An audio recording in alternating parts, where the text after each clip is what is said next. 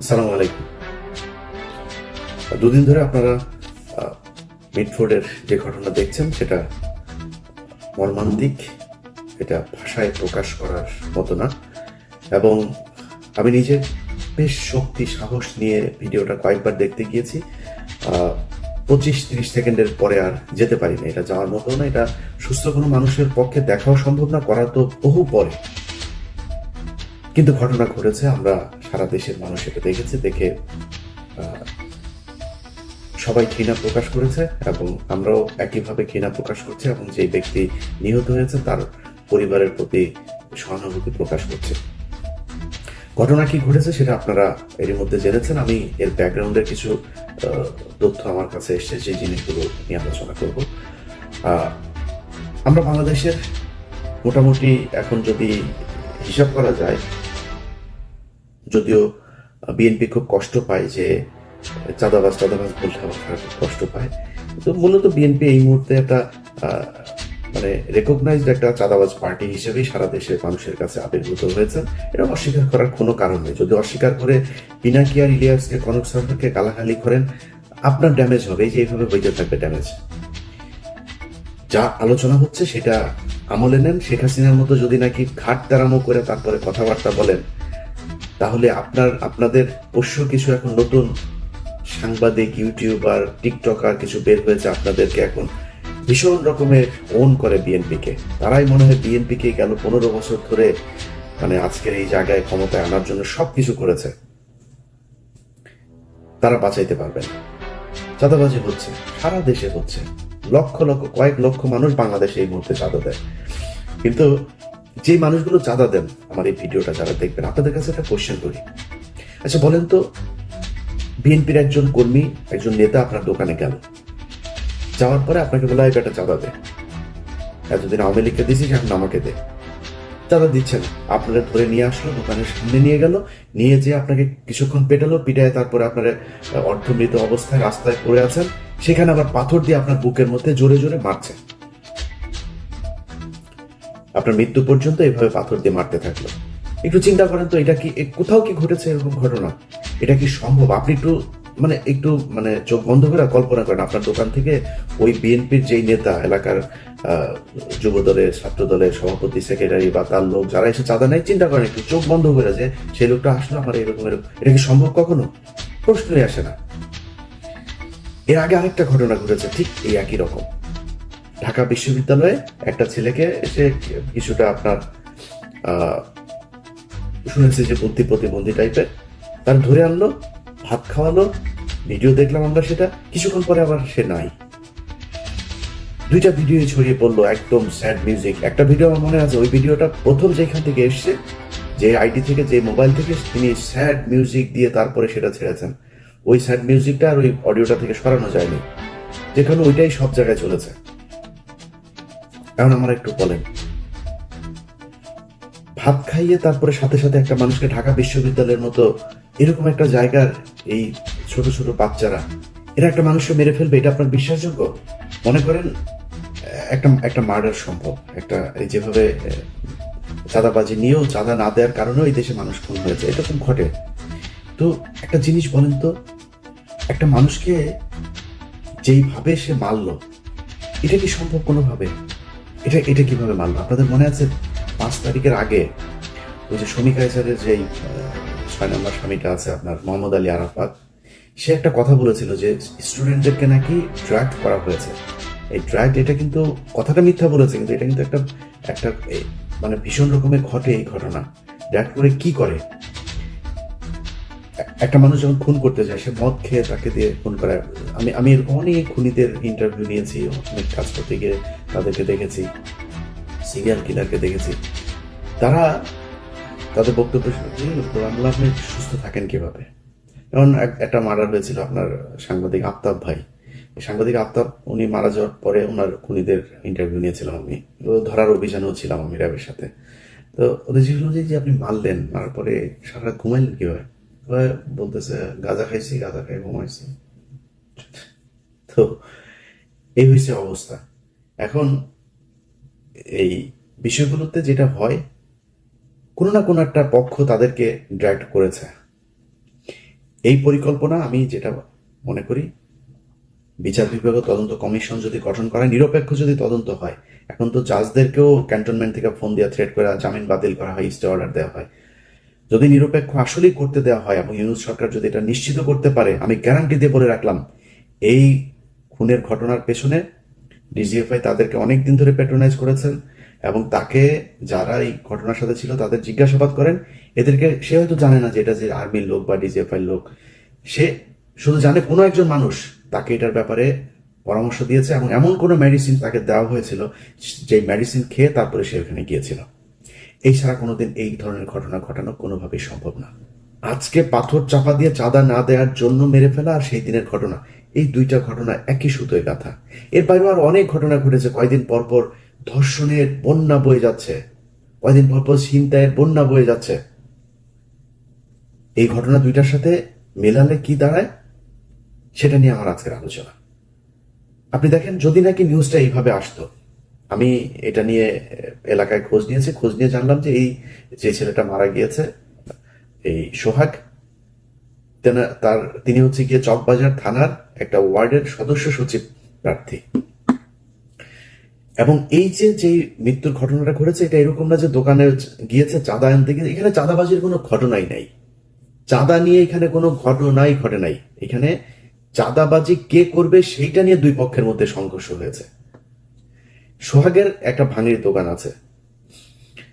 আপনারা জানেন যে বাংলাদেশে রাজনীতি যারা করে, এই ফকিন্নির বাচ্চাদের ডিশের ব্যবসা, ময়লার ব্যবসা, তারপরে এই ভাঙড়ি টাঙ্গি দোকানপাট, তারপরে ফুটপাতের, এগুলো কার পক্ষে থাকবে, কে কোন এলাকার নিয়ন্ত্রণে থাকবে, এটা নিয়ে ফকিন্নির বাচ্চাদের যুদ্ধ হয়, কামড়াকামড়ি হয়।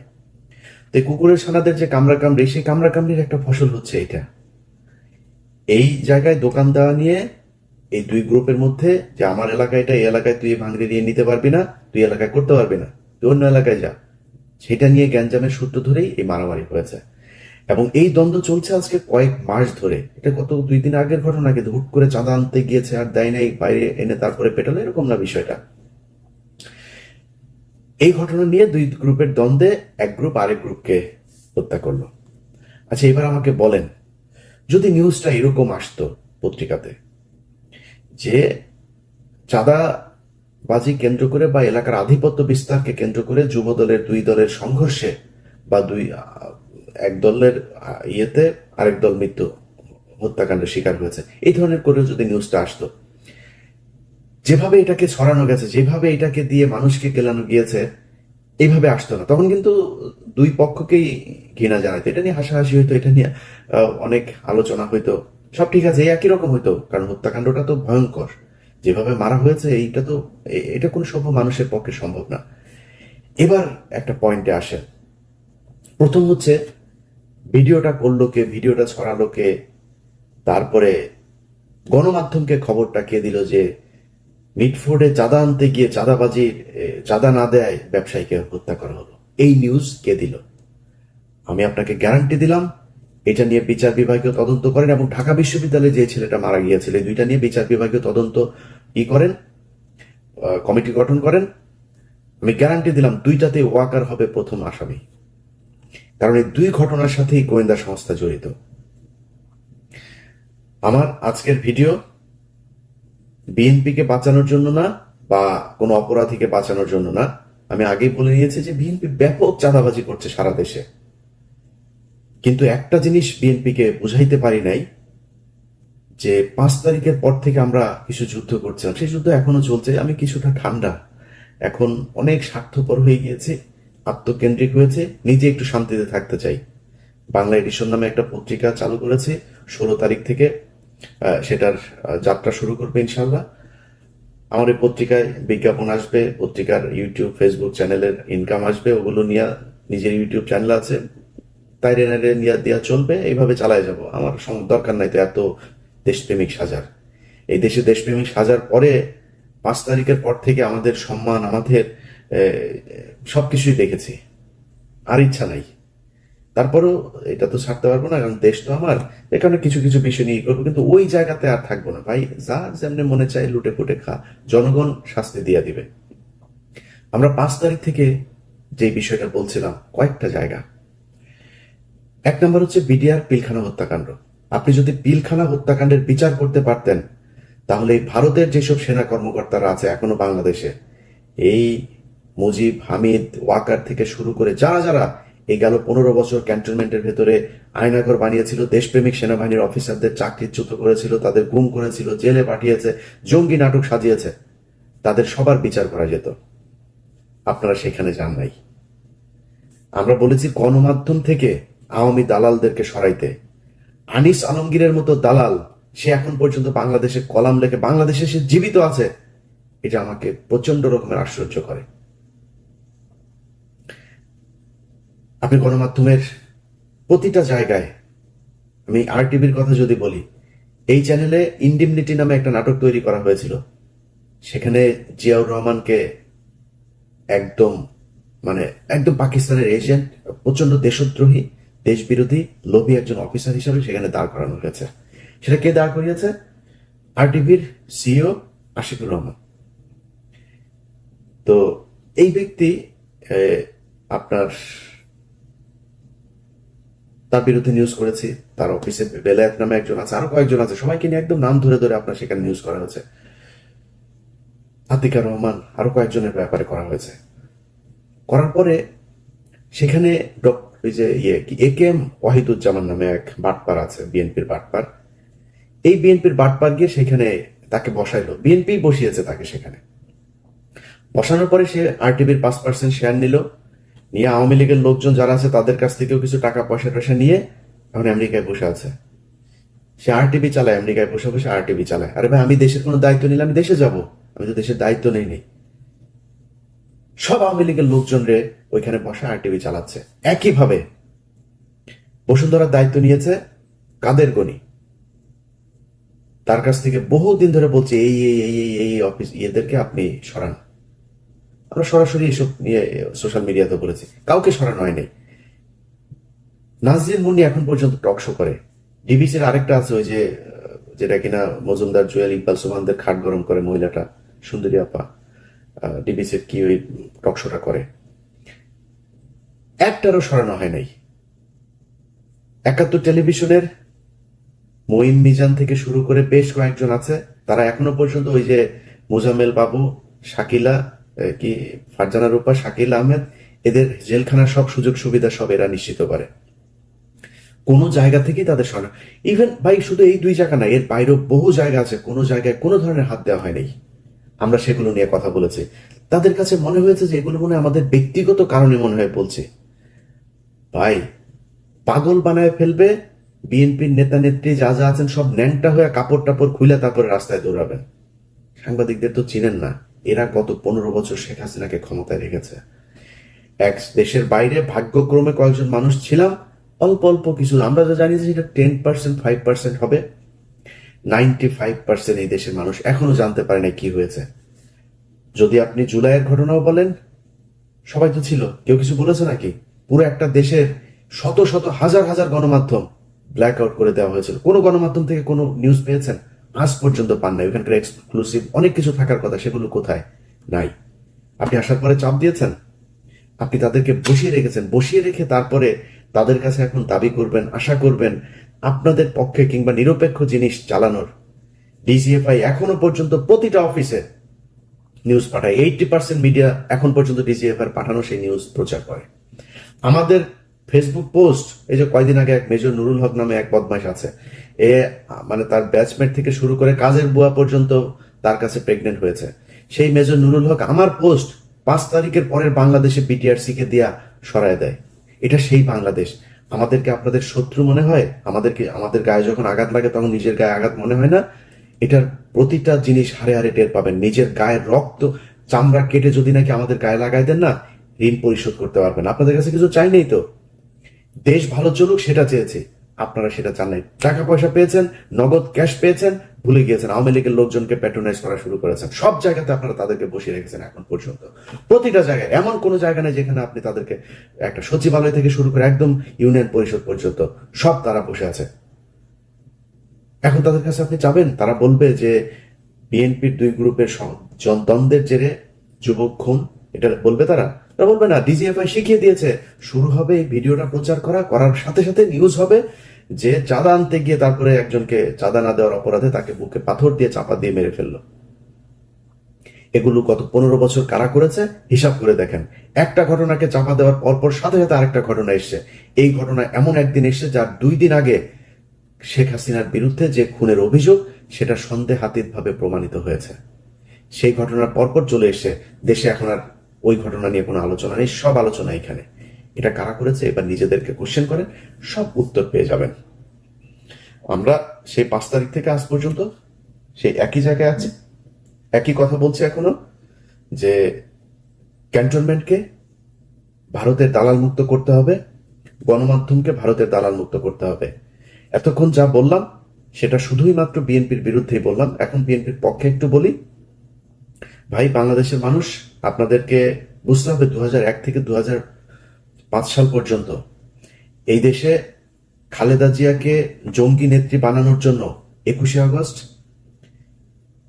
তারপরে আরো অনেকগুলো জঙ্গি হামলার ঘটনা, 500 জায়গায় একসাথে জঙ্গি হামলার ঘটনা, শায়েখ আব্দুর রহমান বাংলার ভাই এদেরকে দিয়ে জঙ্গি হামলা, এই ঘটনাগুলো ঘটিয়ে যেই কাজটা করা হয়েছে সেটা হচ্ছে বাংলাদেশ একটা ইসলামিক রাষ্ট্র হয়ে যাচ্ছে, এই ধরনের একটা কালার পৃথিবীর বিভিন্ন জায়গায় তুলে ধরা হয়েছে। তুলে ধরে তারপরে খালেদা জিয়া এবং বিএনপিকে এমন একটা জায়গায় নিয়ে যাওয়া হচ্ছে 15 বছর আন্তর্জাতিক কোনো সমর্থন তারা পায় নাই। এটা কেন করা হয়েছিল? এটা করার একমাত্র উদ্দেশ্য হচ্ছে ভারতকে বাংলাদেশের নিয়ন্ত্রণে যাতে নিতে পারে, এই জন্য ভারত এই কাজগুলো করেছে। একটু মিলিয়ে দেখেন, এখনো বিএনপি ক্ষমতায় আসার আগেই এমন একটা ভাইব তৈরি করে, আগেই বলেছে ভাই আমারে মানে আমি তেল দিতে চাইলে অনেক ভালো করে দিতে পারবো। আপনি সারাদিন বিএনপির যেসব টিকটকার ভাড়া করেছে এখন তাদের এই হিসাবে তারা 12 মাস মিলে যে তেল দিয়া যা করতে পারবেন, আমি যদি একদিন তেল দিই তার চাইতে উপরে যাইতে পারবো। আল্লাহর রহমতে ওইটুকু গ্রহণযোগ্যতা আল্লাহ তৈরি করেছেন। কিন্তু আমি ওইটার জন্য বলছি না যে বিএনপি চাঁদাবাজি, আগেই বলে নিয়েছে বিএনপি ব্যাপক চাঁদাবাজি করছে, সারা দেশে চাঁদাবাজি করছে। কিন্তু আমরা তো ছাত্রদেরকেও দেখলাম, আমি বোধহয় সবচাইতে বেশি ছাত্রদের পক্ষে এখনো কথা বলি, সারা জীবন বলবো, চাঁদাবাজি করে নাই। ছাত্রদের নাম দিয়ে যায় তারপরে বিভিন্ন জায়গায় গিয়ে চাঁদাবাজি করেছে, সমন্বয়করা এখনো ধরা পড়ছে বিভিন্ন জায়গায়, হচ্ছে এগুলি সব ঠিক আছে। কিন্তু গত এই যে 10 মাস 11 মাস হলো একটা মানুষ গুম হয় নাই, মানুষ কথা বলতে পারে, যা ইচ্ছা তাই বলতে পারে, কোনো সাংবাদিককে দেশ ছাড়া হইতে হয় নাই। যারা কিনা শেখ হাসিনার মানে একদম 5 চাটা গোলামি করেছে, ক্রাইমের সাথে যুক্ত হয়েছে, তাদের বিচারের আওতায় আনা হয়েছে। অনেকে এখনো বিচারের আওতায় আসে নাই, কিন্তু 99% সাংবাদিক এখনো বাংলাদেশে আছে, কাজ করছে, তাদেরকেও কিছু বলে নাই। অথচ আমাদের এই গত 10 মাসের যে সরকার এবং বিএনপিকে এমন ভাবে মঞ্চস্থ করা হচ্ছে, মনে হচ্ছে ওই যে ওরা এখন বলে এগুলি শেখ হাসিনার সরকারকে এখন দরকার, শেখ হাসিনাই ভালো ছিল, আগেই ভালো ছিল। এই ভাইব ঠিক করার জন্য এই ওয়াকার বাংলাদেশে এই অবস্থা তৈরি করছে। আওয়ামী লীগ নেই, বিএনপিকে আপনি এরকম করবেন, দেশ চালাবে কে? জরুরি শাসন দরকার। That's what Walker wants. এখন এটা যদি আপনি এইভাবে চান যে এইভাবে যাবে, তাহলে এইভাবে হবে। আর যদি না চান, মনে করেন যে না আসলেই ভালো দল চালাইতে চান, নিজের চাঁদাবাজদেরকে সাহায্য করেন, চাঁদাবাজি করলে তাকে সাথে সাথে আপনার বিএনপিতে দল তৈরি করেন, আরেকটা আলাদা দল তৈরি করেন, এরা চাঁদাবাজ বিরোধী কাজ করবে, নাহলে পরিস্থিতি সামাল দিতে পারবে না। ক্ষমতায় যাওয়ার আগেই ক্ষমতা হারাতে হবে। মানুষ এখন অনেক সচেতন, আপনার এগুলো মানুষ দেখছে। ডিজিএফআই এই সুযোগটা পেয়েছে কেন? কারণ আপনার ওখানে চাঁদাবাজি হয়, এই জন্য ভিতরে ঢুকে এই কাজ করানোর সুযোগ পেয়েছে, না হলে তো পারতো না। এগুলো ঠিক করতে হবে। আমি মনে করি যে দেশের সার্বিক পরিস্থিতির জন্য বিএনপির একটা, তারেক রহমান খালেদা জিয়া সহ একটা উপরের একটা পর্যায় পর্যন্ত তো আছে, তারা এখনো পর্যন্ত চাঁদাবাজি হলেই তাদের বহিষ্কার করছেন। বিভিন্ন বিষয়ে তাদের শেখ হাসিনার চাইতে অন্তত অনেক ভালো চিন্তা চেতনা আছে দেশকে নিয়ে।